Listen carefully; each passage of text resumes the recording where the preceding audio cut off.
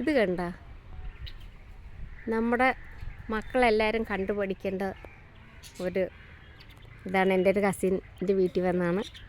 ഒരു കൊച്ചു പെണ്ണാണ്. അത് തളർവാദം വന്നങ്ങനെ കിടക്കുകയാണ്. 8ൽ പഠിക്കുന്ന ഒരു കൊച്ചും 6ൽ പഠിക്കുന്ന കൊച്ചും ഉണ്ട്. അപ്പം എനിക്ക് ഭയങ്കര അത്ഭുതം തോന്നി.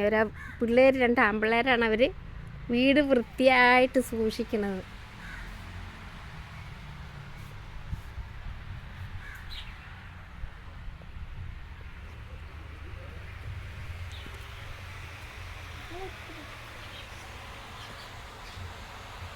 ഈ 2 പേരാണ്. ഇത് അമ്മ, അവരുടെ അമ്മ. ഇത് അധികം പ്രായമൊന്നുമില്ല. വീണ് ഒരു കട്ടിലെ തന്നെ കിടപ്പാണ്. ഇപ്പോൾ ഞാൻ വന്ന കാരണം ഒന്ന് എണീറ്റിരിക്കണതേ ഉള്ളൂ. ഇവർ 2 പേരുമാണ്.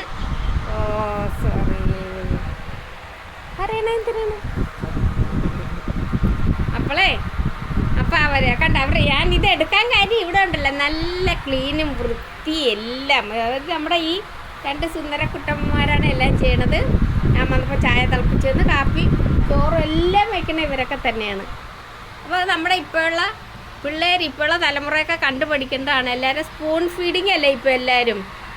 അത് ആ കറി കൂട്ടിയാലും ഈ കറി കൂട്ടിയാലും എന്നൊക്കെ. പക്ഷെ അങ്ങനെയല്ല, അവരവരുടെ അമ്മേനെ നല്ല പൊന്നും പോലെ നോക്കുന്നുണ്ട്. അത് അവർ നമുക്ക് അപ്രിഷ്യേറ്റ് ചെയ്യേണ്ടതാണ്. വീട് കണ്ടിട്ട് നമ്മൾ കാല് കഴുകാതെ കയറാൻ പറ്റില്ല. അത്രയ്ക്ക് നല്ല ക്ലീന്.